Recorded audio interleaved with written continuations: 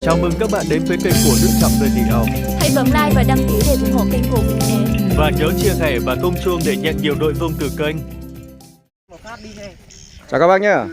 Tiếp tục đi thăm các cái mô hình ở địa phương. Và bây giờ chúng em đang đi vào để thăm một cái mô hình trồng cà phê. Cái mô hình vườn cà phê chăm sóc đúng kỹ thuật và bây giờ đang cho thu năng suất khá cao. Đường đi khá khó đi các bạn. Hiện nay đang mùa mưa, đang cái mùa bão nên là những cái đường đất hiện nay là rất lầy lội, rất khó đi. Hiện nay giá cà phê đang rất cao và được bà con tập trung để chăm sóc.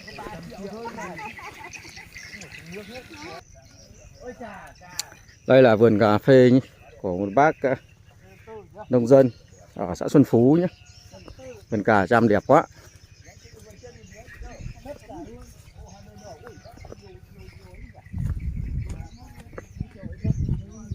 Cà hiện nay cũng đang bắt đầu chuẩn bị chín rồi các bác. Ôi giời, cà sai thế nhỉ. Chăm vườn cà đẹp quá.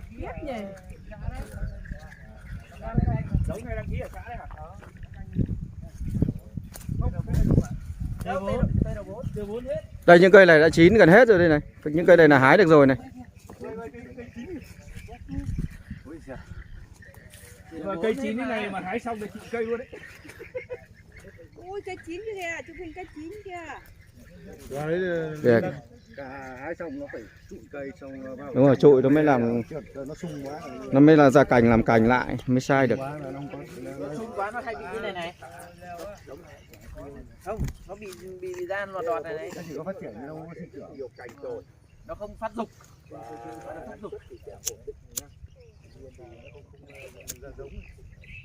Đây, đây là tái canh giống tái canh của mình đây.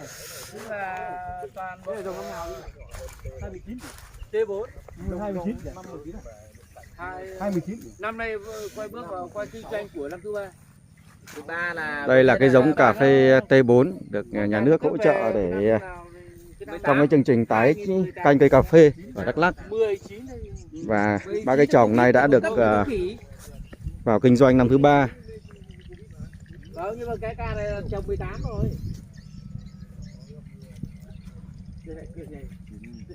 Đã nhìn những cái chùm cà.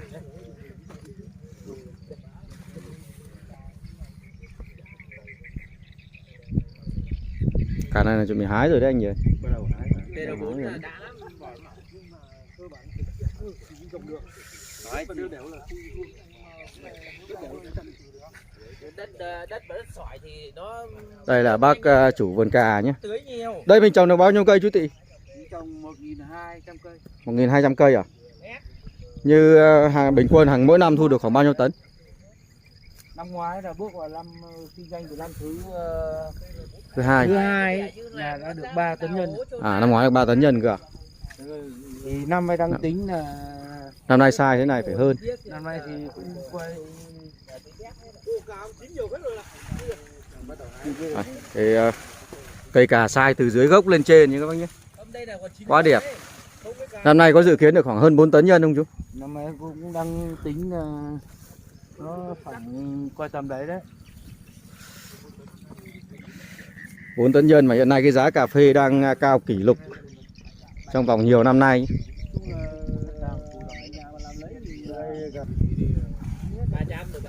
Ui giời ơi, cây này vừa sai vừa đẹp, chín này. Quả to chú nhỉ? Quả to. Đây là T4 hết phải không? Toàn bộ T4 ấy.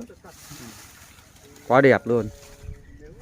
Giá cà phê bây giờ hình như đang 106 phải không chú nhỉ? Bây giờ là 110 mấy. 110 mấy cơ à? Vậy là giá cà phê lên càng ngày càng lên các bác. Xuống đấy. Nó xuống rồi đấy hả? Xuống rồi.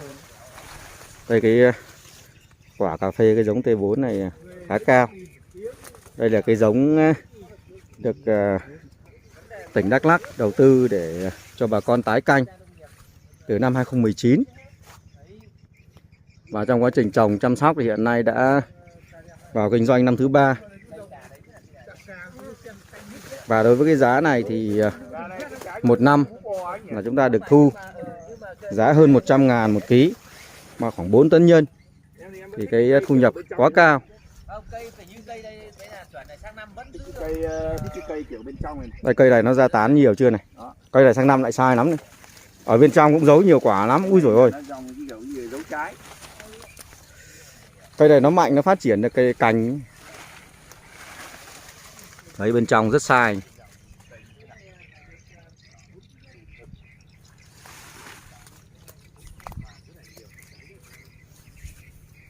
Cái cà phê ở Đắk Lắk đã một thời gian bị chững lại do cái giá cả nó xuống và một số cái loại cây trồng khác giá nó phát triển mạnh.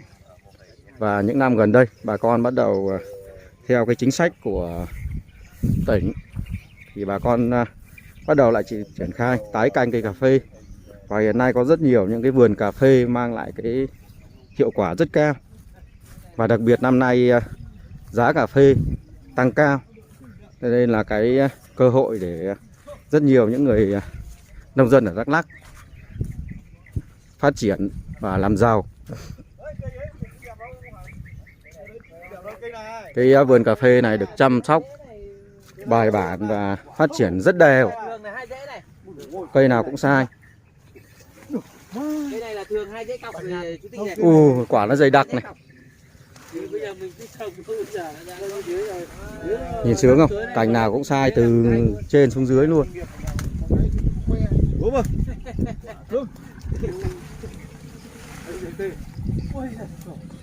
Đây ở trong vườn nó xen một số cây mít. Mít ở đây người ta xen vào chủ yếu để tạo bóng mát các bác nhé. Trên 5 tấn. Năm nay 5 tấn. 5 tấn. Không 5 tấn nhưng phải gần 5 tấn. 5 tấn, mấy ngày hôm Đây như cây này nó khoe quả này. Bảo là đi xem vườn chứ cháu không phải vào trong nhà đâu. bắp tay thì chùm cà như bắp tay ấy, kiếp.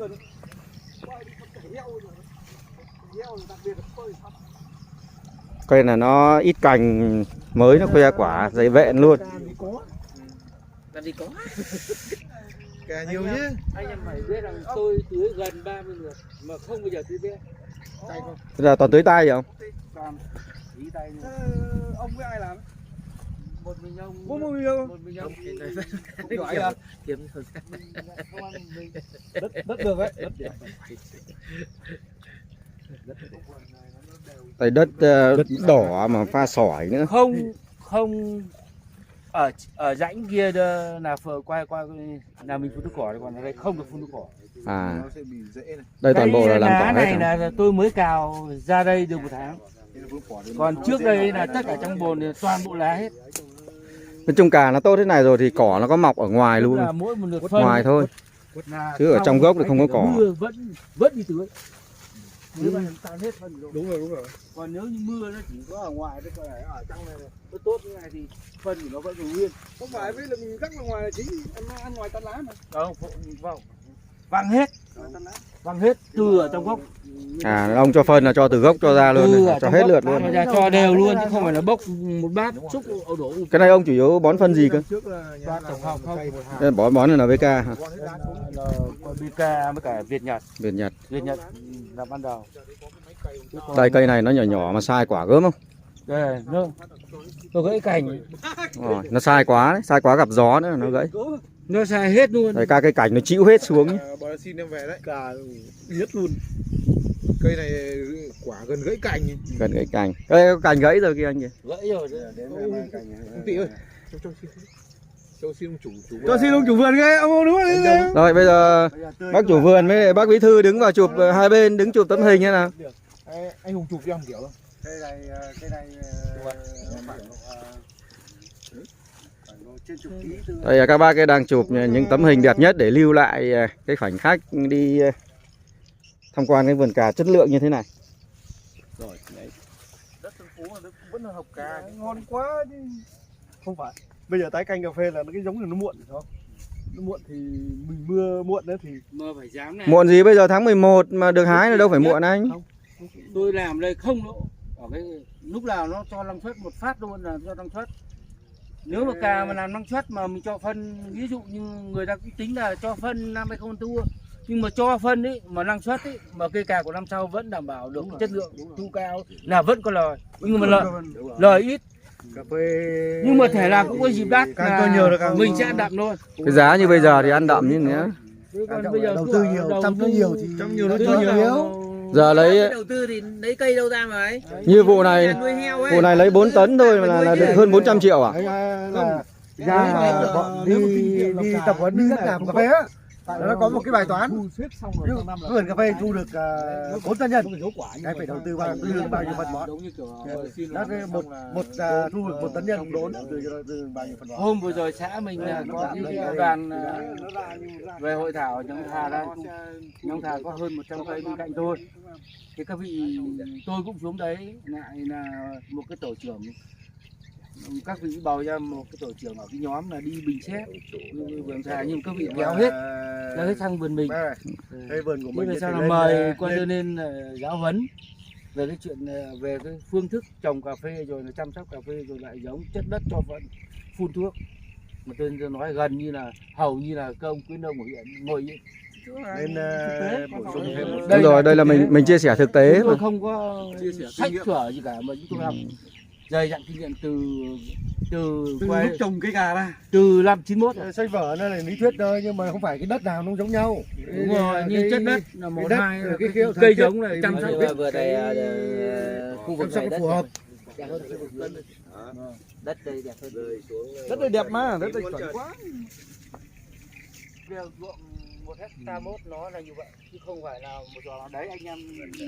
Đây tất cả là 1 hectare mốt à chú? Nếu như mà quay mà có cam bay ấy, thì đó mới là đẹp. Đúng rồi. Và đây cam. Chuẩn bị thua. Tết là Tết là tài khoản là cứ đầy tiền đây, thấy không? Lúc mà chú là đã thành công cái này thì Cái vườn này bây giờ không còn đủ non nữa. Còn có 10 mấy cây nhưng mà mình cũng mong là chết thôi. Gà này nó tạm thời nó chết được. Nó lâu lâu trồng chưa đang được để làm cây che bóng. Trông rồi. Những cái cây chai này, những Cái này là một số nơi họ hái để bán cà cây trồn ấy, chọn những quả to. Trong đa số là đều sai hết. Thì bây giờ nó Đều. nhặt cái này đem về cho trồn ăn thôi, có gì đâu. bây giờ cho người ăn. Nhân nó như này mà. Nhân to Nhất như là vậy. ngọt. Cả quả 2 nhân mà rất to. Cà nào 2 nhân thì đẹp đấy. Cả nào 2 nhân thì đẹp. Nó đủ phân là nó 2 nhân. Chăm sóc tốt. Với cái giống của nó rồi. Quan trọng là mình chăm sóc được thì cái hạt nhân nó sẽ to. Cái này cứ 1 tấn tươi thì mình xay ra thì được bao nhiêu nhân vậy? Cà này á, 50 nghĩa là 100. cà này là Được 1/2 không anh? ba em nó tính là 5 cân tươi. Là 1 cân nhân là cả phơi, À. cả xác. Không, ý là khi mình ra thành nhân rồi ấy. Cà này mà đạt nhá, chảy chín tầm độ khoảng 80% còn vàng là một chút. Như cái này là một chút. Đây như cây này là hái hết luôn này. Có thể là mình cái chưa hết được. quá trình mình thu hoạch á là nó có cái tỷ lệ Nó đạt vào độ khoảng 4. tươi chín, Đúng quả rồi. xanh quả chín. Đấy, nếu mà quả tỷ chín lệ thì sẽ chỉ độ khoảng chênh 4 lệch cân tư thôi. Còn nếu chảy xô ấy, thì nó nằm độ khoảng 4 cân rưỡi, 4 cân bây giờ 6. là cà phê bây giờ mình đã là các cái giống là nó lợi thế cái là nó chín rất là đều. Đó, nên là Chín đều. tươi nó ít, có nhưng mà nó ít. Quả xanh nó ít nhưng mà chất nó cũng già rồi, nhân nó cũng chắc rồi. Cái cà này mà quả to hơn quả nhỏ là cái sản lượng nhân sau này nó khác nhau ấy. Đúng rồi. Quả to nó vẫn đạt nhân hơn nhiều.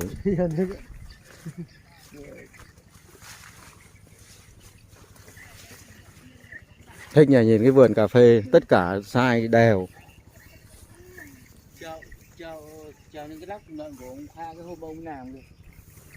Mà trèo lên Quay xuống đúng rồi. Trên trên xuống nhìn đã lắm.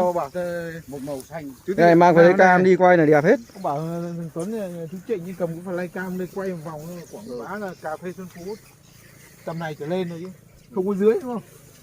Cà phê này nổi ngay. Như vậy là chứng tỏ cái đất và cái khí hậu thời tiết ở Xuân Phú cũng rất hợp với lại cây cà phê. Đây là cái điều kiện để bà con chúng ta mạnh dạn tái canh cây cà phê. Này mà mình lướt qua thì bảo toàn cành ấy chứ. Đúng rồi, ở trong nó giấu quả nhiều mà.